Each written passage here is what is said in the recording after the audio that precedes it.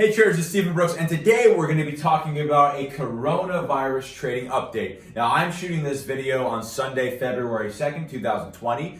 So again, I haven't really checked too much of the news over this weekend in terms of is it getting better or is it getting worse. But we shot a video talking about the coronavirus last week and its impact on the market. We're going to do the same thing again this week because we did get a lot of very positive feedback from what we talked about last week. So last week, I'll give you the 30 seconds of what we talked about. We said that there were a lot of things going on in the market as of last Sunday that were very positive.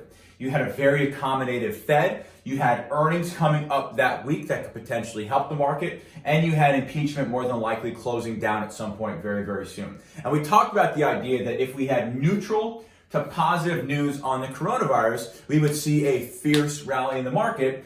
And the only way we would not see a fierce rally in the market is if we had negative news. So again, last week, we had a little bit of everything. The market finished down for the week. Wasn't too bad, but Friday obviously was a big flush when we had a mountain of negative news on Friday. So I'm going to talk about the things that happened last week, what's happening this week, and how we might be able to navigate this week. So stepping out from the coronavirus, taking a step back from the coronavirus, where are we fundamentally on the market? For me, there are kind of three big things going on right now in the market that I want to talk about before we get into the coronavirus. Number one, the biggest impact on the market over the last 20 years has been central banks and specifically the Federal Reserve of the United States. On Wednesday, they came out and said, hey folks, what we're doing right now, expanding our balance sheet, adding new money into the system, that's not changing until at least April. At least April. That was their exact quote. In terms of market land, that's very, very positive. That's very, very positive. New money coming into the system, that's very, very positive. Again, the Fed has signaled that they're going to be doing this till at least April.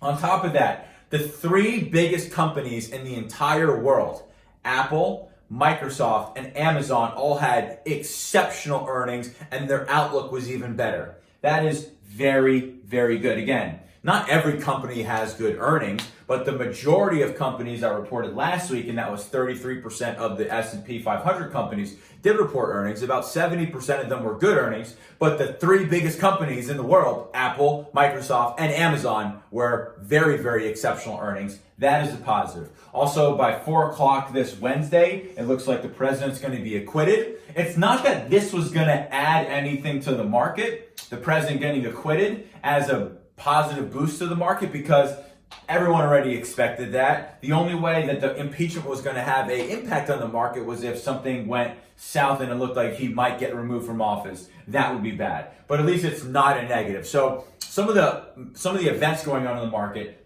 the Fed/central banks, very positive. Earnings, very positive, and specifically the three largest companies in the world, very positive. Impeachment, not a negative. So if it's not a negative, then it's probably at least some level of a positive. So here we are today. We're lower than we were about a week ago. Friday was an ugly, ugly day. The S&P was down 60 handles. So let's kind of take a step back and see where we are, see if something changed. Because again, my opinion is fundamentally the market is quite strong underneath the hood and is looking for every reason to go higher. So again, if we get positive news, and positive news at this point, again, is something like it's contained, or we have a potential vaccine.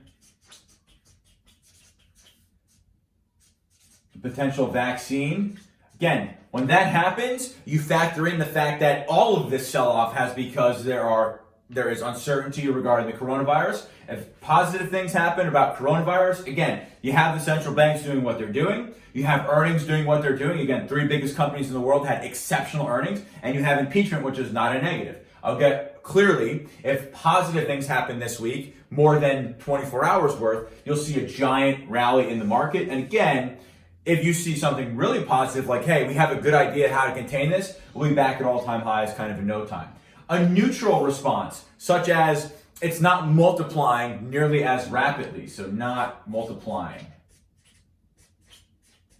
Right now, apparently, this virus is doubling every 3 days. If we hear that over the weekend, as an example, that it didn't double over 3 days, and it looks like the fact that basically China's cut off from the rest of the world, no flights going into China, nobody can leave China, and it looks like it's just over there. Again, yes, you're going to get probably a fierce rally. Again, why are you going to get a fierce rally? Because all the other stuff minus Corona has been incredibly positive for the market. Again, I can't repeat it enough. Central banks putting new money into the system every single week.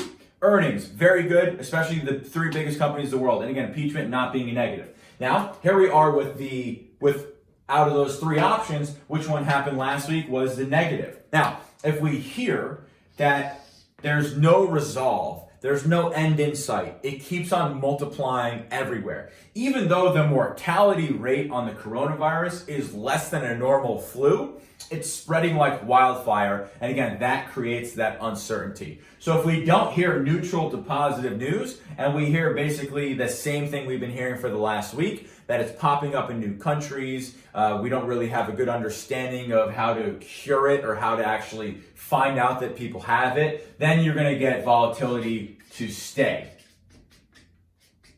And again, volatility, folks, does not mean that markets are only going down. Volatility means there are going to be large ranges. Now, when we have a news-driven volatility, I want everyone to understand this. When you get a news-driven volatility, like what happened with the coronavirus, that will not create slow-moving or muted sell-offs, okay? The sell-offs that we will see from this point forward due to the coronavirus headlines until people become numb from them, and they're not, is going to be like we saw on Friday.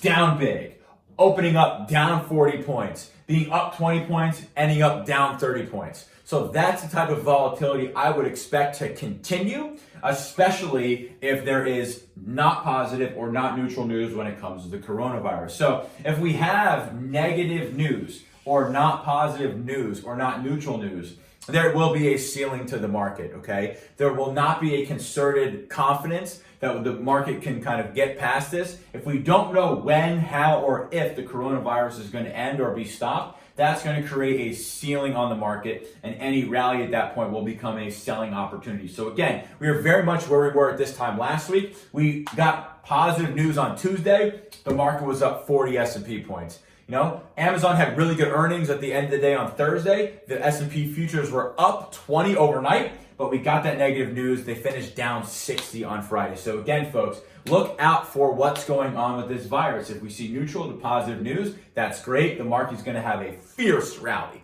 Why is it going to have a fierce rally?